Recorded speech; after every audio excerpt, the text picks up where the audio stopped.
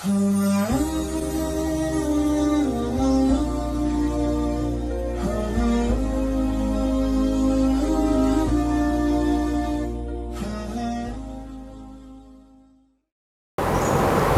khalik. Jadi kata akhlak itu pun dari dia sendiri. Maka tidak akan mungkin kita berakhlak. Yang membuat saya bilang tatanan dunia ini rusak, itu adalah keegoan. Ketika Allah katakan kepada Adam, sujud kau kepada Iblis, sujud kau kepada Adam, fasajadu, maka sujud seluruh malaikat illa Iblis. Kenapa Iblis tidak mau? Ya kan banyak sisi pandang di situ, tapi yang menonjol sesuai dengan apa yang ada jawaban di Al-Quran kan dengan katanya ana khairum minhu, aku lebih baik dari dia. Yang mau kita sorot dalam kisah singkat itu keakuannya itulah. Rumah tangga ini ya tidak akan bisa harmonis. Maaf, kita ini kan udah berumah tangga. Kalau bukan agama ini, tauhid ini yang menyatukan kita. Kalau masing-masing prinsip keegoan, waduh, nggak bisa, Pak. Gimana mungkin keegoan bisa disatukan? Ya kan? Mata sebelah kiri awak sama sebelah kanan bisa beda pandang. Ya bisa, hanya ini menyatukan. Makanya ada istilah, ya kita ini bisa harus menikah secara batin, bukan dalam pengertian pelecehan seperti yang selama yang dilakukan itu. Iya kan, kalau kita berpedoman, ya kan, si istri paham kaji yang ada di diriku Allah, si suami juga paham yang di diriku juga Allah. Itulah yang menyatu itu. Itulah yang menyatu. Insya Allah ketika nanti kita sudah pulang meninggalkan stasiun dunia ini di alam barzah, di sana kita masih tetap bisa bersatu. Masya Allah, ya kan? Sampai ke akhirat nanti kita tetap bersatu dengan suami istri, anak-anak. Ya kan? Artinya apa? Karena pernikahan kita tidak hanya tercatat di depan Tuan Kadi, tetapi tercatat di sisi Allah. Gitu dia. Makanya penting. Bagaimana kekuatan Islam pada awal-awal masa Rasulullah dalam dunia politik, dalam hal apapun, Islam bersatu betul. Tak bisa seperti Indonesia dipecah belah, divide et impera, nggak berlaku ketika itu. Karena apa? Karena di hati umat Islam sama keberadaannya, makanya bisa satu. Kita kan Pancasila, ketuhanan yang Maha Esa, ideologi bangsa. Itu saja sebenarnya kalau kita jujur bisa mempersatukan. Tapi yang anehnya yang ciptakan Islam, tapi toh kita pula sekarang yang enggak bersatu. Nah seperti itu kalau dibawa ke politik sedikit gitu loh. Nah, jadi seperti itu kita bisa bersatu dengan diri kita ini pun, berdamai dengan diri, ya kan? Nah, insya Allah kalau kita tidak mengedepankan ego dan keakuan. Siap. Teknik membawa dalam ibadah sholat kita tadi, keluarga kita tadi gimana cara tekniknya? Ya. Apakah disebutkan namanya? Dengan makrifat aja. Dengan makrifat, tak usah. Kita kan udah tahu istri kita. Kita pandang gitu, rohaniah orang itu, batin orang itu. Iya kan, anak kita tengok si Polan bin si Polan, kan kita udah tahu anak kita kan. Nah, unsur diri kita ini kan ada di diri anak, iya kan. Nah, coba sebentar, biar ku buka dulu ini, sedap ini.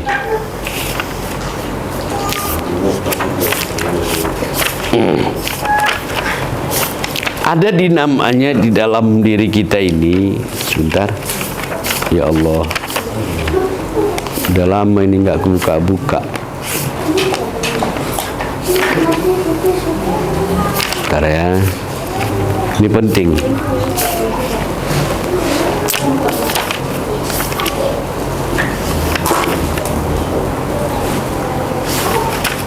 Ih, banyak kali woi.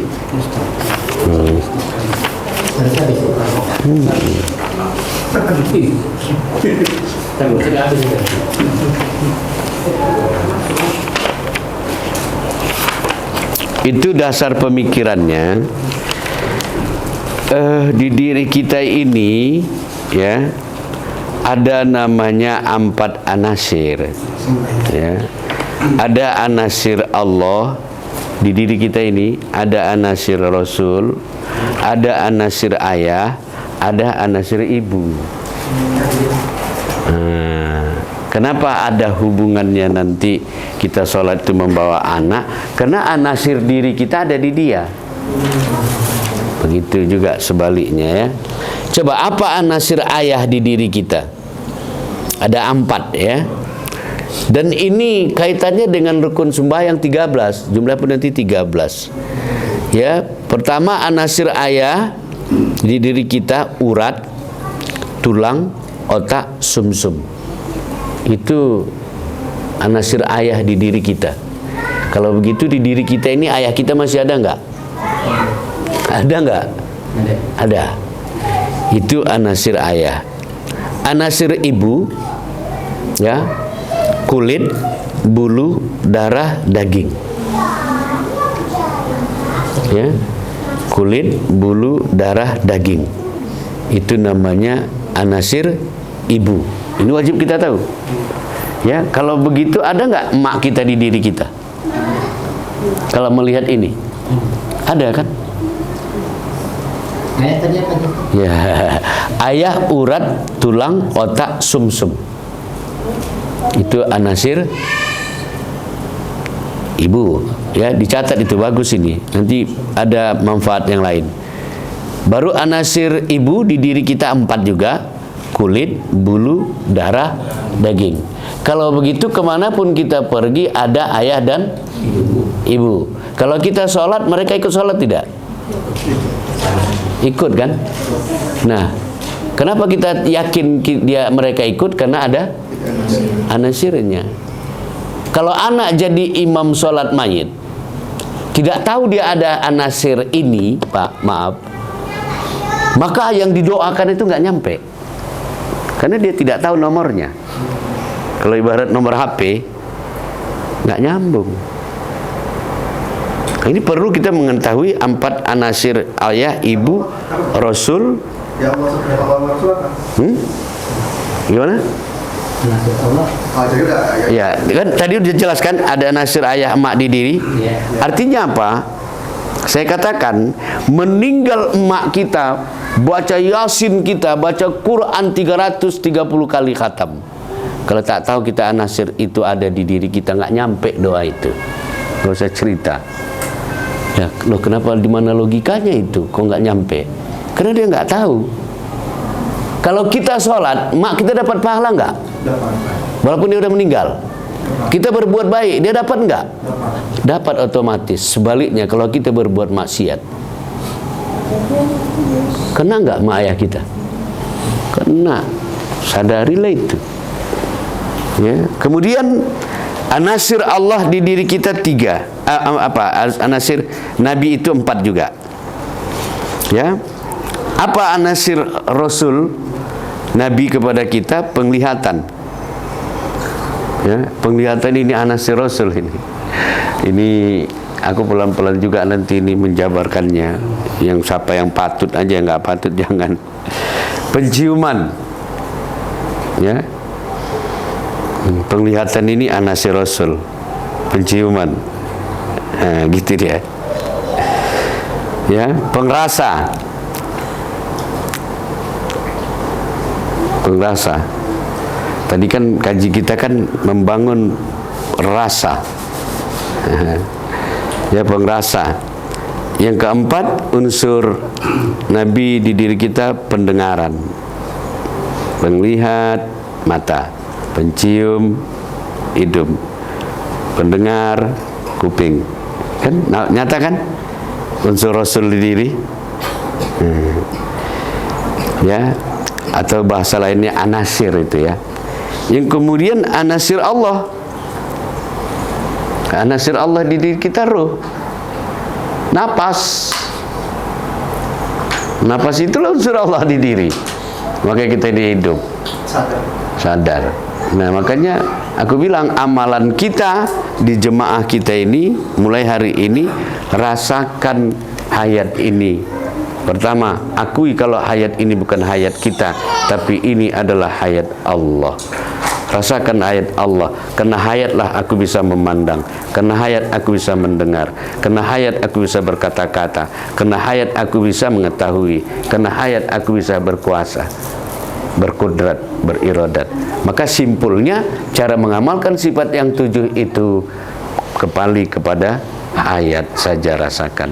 Rasakan hayat itu, mendenyut kaki kita, ya kan, pandang itu hayat Allah juga. Gitu dia, ya kan, pandang itu hayat dia. Yang tak enak, pandang rasa hayat itu. Yang sholat itu hayat, yang sadar, yang ingat itu hayat. Maka hayat itulah zat Allah Ta'ala, ya, itulah zat dia. Nah, sekarang kita mati, yang hidup nih dia. Rasakanlah ayat ini. Apalagi aku rasa kaji ini cukup tinggi dan cukup jelas loh, menurut saya, ya kan. Nah, jadi seperti itu. Jadi sadari ini 4 anasir ini. Tengok ya, jumlahnya ini 13 ini. Ini ada kaitannya dengan rukun sholat yang 13 juga. Ya, ada kaitannya dengan ini. Makanya sholat kita pun sholat biasa, ya, nggak diterima Allah kalau kita nggak tahu yang ini. Maksudnya tahu bukan menghafal, tapi kalau hafal lebih bagus. Anasir emak ini, ayah ini. Kenapa? Sadarlah kita dalam hidup ini, rupanya ridallah, ridal walidain itu inilah dia. Terjemahannya ini dia. Jadi maka kalau kita pun berdoa, mak kita ikut ngaminkannya. Rasul pun ikut gitu loh. Nah, ini spiritnya luar biasa ini. Ya, spirit ininya luar biasa. Jadi tak pernah kita sendiri. Nah, di zaman Rasulullah, maaf, ampun, salah saya, tidak perlu tes DNA, ya kan? Bisa saja kita lihat anak kita ini emaknya hitam, kan unsurnya kan kulit dari emak kan? Ini kok anaknya kok agak lain. Nah, ini. Tapi nggak usah kita buka itu, masalah nanti. Nah, jadi sampai seperti itu bisa kajiannya. Nah, jemaah yang dimuliakan oleh Allah Subhanahu wa taala. Nah, ini kajian kita malam hari ini. Saya takut terlalu banyak kali nanti, karena memang ada juga sahabat diri. Kita ini punya sahabat, ya, tapi bukan kakang kare di hari-hari itu, bukan itu. Tetapi ada namanya Jumburiyah, ada Tobaniyah, ada Tumbuniyah, ada Uruniyah. Ya, ini nanti kaitannya dengan warna, ya, kalau dikaitkan dengan dunia spektrum. Ya, ada juga tauhid itu ngajar di dunia spektrum, ya kan. Misalnya Pak Pajar spektrumnya apa, istrinya apa, siapa apa, gitu. Makanya kalau istri punya spektrum, suami spektrum merah, ya kan, istri harus spektrum dia putih atau biru atau air. Kalau spektrum merah sama merah, Pak, suami istri itu yang berantem aja kerjanya itu. Iya. Cuma untuk cari jodoh gitu. Oh, banyak untuk usaha, banyak. Nah, saya kebetulan itu dulu belajar sama orang Malaysia. Ya, dia tipu saya. Pasien dia, saya pun nggak ingat-ingat. Kata dia pasien dia berobat ke Medan sembuh. Maka dia cari yang mana Ustaz Safarudin di Medan. Dia cerita sama saya, cikgu ada ngobati pasien saya. Bapak siapa? Saya bilang, rupanya dia seorang doktor ahli spektrum, tamatan dari India, ya kan. Tapi dia datang jumpai saya kayak tukang jual minyak wangi. Nggak yakin saya, tapi begitu buka laptopnya, Masya Allah, rupanya orang kaya dia di Malaysia. Karena apa? Hospital dia ada, apa dia ada, lengkap. Yang hanya dia pertanyakan, kenapa Ustadz mengobati pasien saya dengan bunga? Dan bunga itu bisa Ustadz ingat warna apa aja? Ya kita kan nggak pernah ini waktu itu Pak ya, nggak pernah ingat-ingat itu. Aku nggak tahu, gue bilang. Tapi yang jelas nomor telepon ini saya dapat dari pasien saya itu. Dia sekarang sembuh. Saya kemari ini mau menanya itu. Akhirnya kami cerita kaji. Kita kan di Naksabandi kan makom itu ada warna kan. Rupanya warna itu dia tidak tahu. Akhirnya dia suluh ke Bisilam.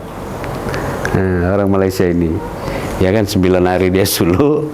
Udah itu dia baru kami bongkar-bongkar diskusi sama dia. Seperti itu. Ya banyak yang bisa dikembangkan Pak dari tauhid ini, tetapi kita kembali kepada dasar ya bahwa kenalilah diri yang nggak ada. Terus nggak usah pikirkan yang nggak ada, yang ada ini aja lah pikirkan. Yang ada ini dia. Dalam bentuk apa? Bukan pengakuan, tapi sebuah kesadaran, sebuah rasa. Kalau ini rasa dia. Nah, saya pikir itu saja sudah cukup Pak. Ya, udah jam 9, 1 jam lebih juga. Mudah-mudahan ada manfaatnya, dengan harapan Allah senantiasa memenuhi janjinya, alladzina jahadu fina diyahnum subulana. Allah mengatakan barang siapa yang bersungguh-sungguh menuju aku, maka aku yang akan menunjukinya.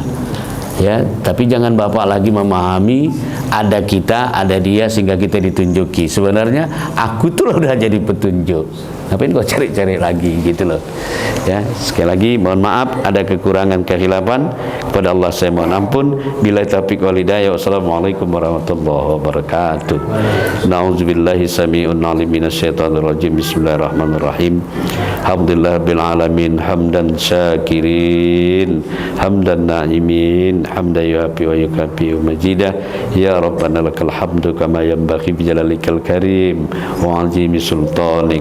Allahumma anzil lana ilma wa hikmah wa nura wa hidayah wa barakata wa salama ya mujibas sailin ya munzilal munzilin ya akramal akramin bi rahmatika ya arhamar rahimin. Allahumma amnun alaina ya Allah bi safa'il ma'rifah wa hablana tasihal muamalah bima bainana wa bainaka ala sunnah ya Allah ya rabbal alamin. Allahumma a'inna ala zikrika wa syukrika wa husni ibadatik. Allahumma la sahla illa ma ja'altahu sahla wa anta taj'alul hazana idza syi'ta sahla wa la taj'alna minal maghrurin wa la taj'alna minal maghrurin wa la taj'alna minal maghrurin bi rahmatika ya arhamar rahimin. Allahumma ja'al nura wa qudratina nura wa iradatina nura wa ilmina nura wa hayatina nura wa sam'ina nura wa basirina nura wa takallimina nura ya Allah ya arhamar rahimin. Nurun ala nur, nurun ala nur wa huwa rabbul arsyil azim. Rabbana atina fid dunya hasanah wa fil akhirati hasanah wa qina azaban nar, wa qina azaban nar. Wa sallallahu wasallam alaihi alhamdulillahi rabbil alamin. Taqabbalallahu minkum.